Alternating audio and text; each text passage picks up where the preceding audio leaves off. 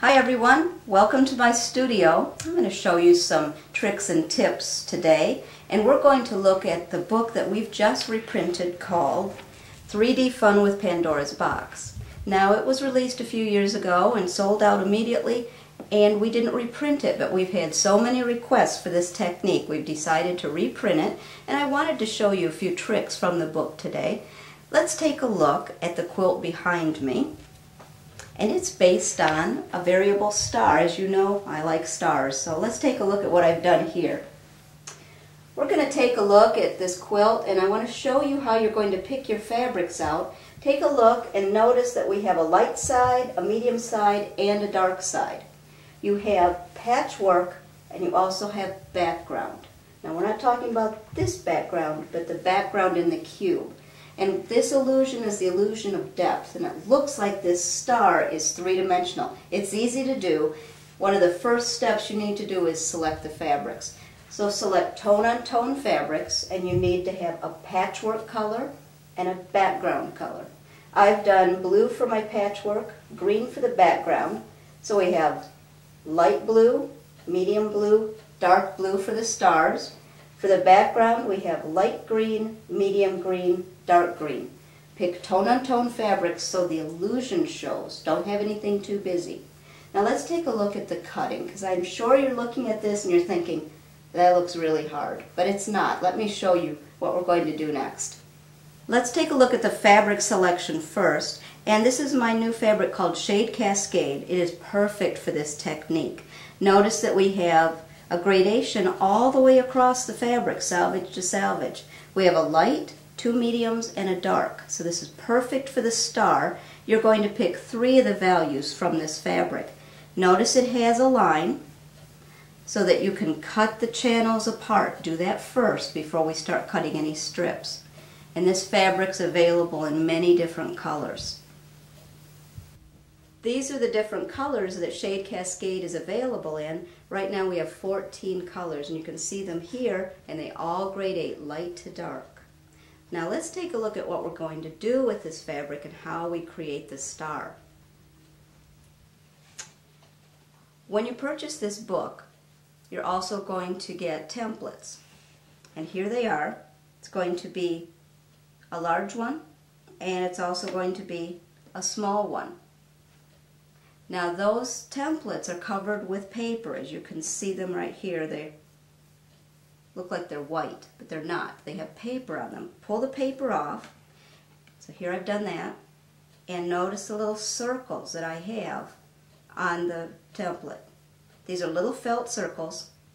Do something like that, whether it's a little OmniGrid has quick grips, something like that. The OmniGrip. Put something on here to help grip it. These are quick grips by Quilting from the Heartland, so that's what I like to use. But this will help the template so it doesn't slip, and it's another trick or secret weapon I use all the time. So that's the first step. Now I'll tell you a secret.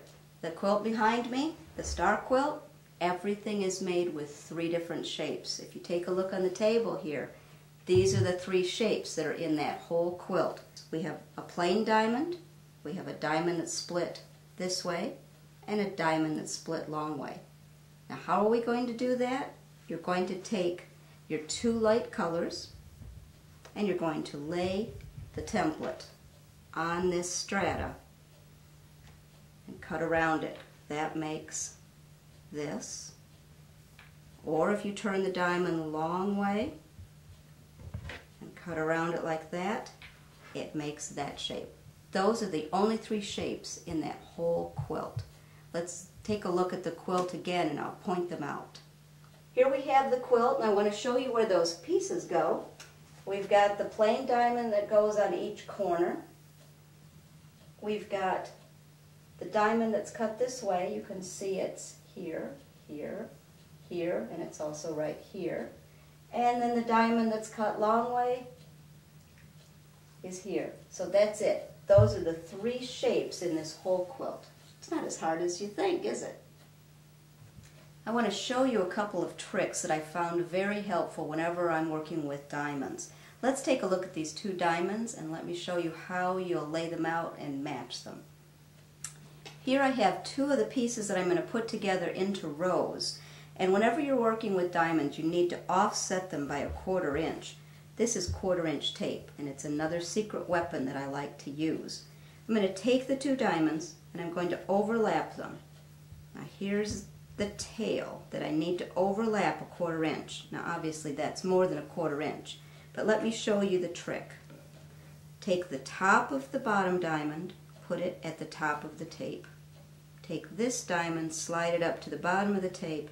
Now it's a perfect 1/4 inch and you can sew it. That's a trick I use every time I'm working with diamonds. I want to show you another trick, and that's how I match the rows, because there's a little trick. So let's take a look at two rows that I have already sewn together.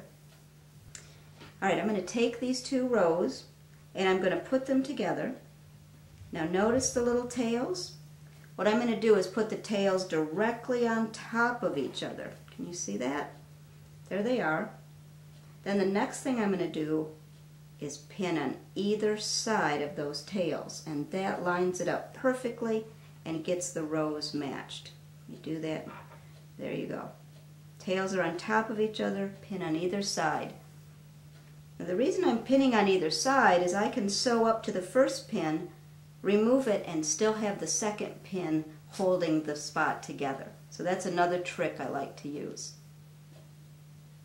Here's another quilt from the book, and this uses the both size diamonds. It's got the small diamond and the larger diamond, so you can see you can do a plain star like we just showed, or you can do a star within a star. The book also has several other patterns to create quilts of illusion using traditional quilt blocks. Well, I hope you have enjoyed these few tips, and I hope to see you again.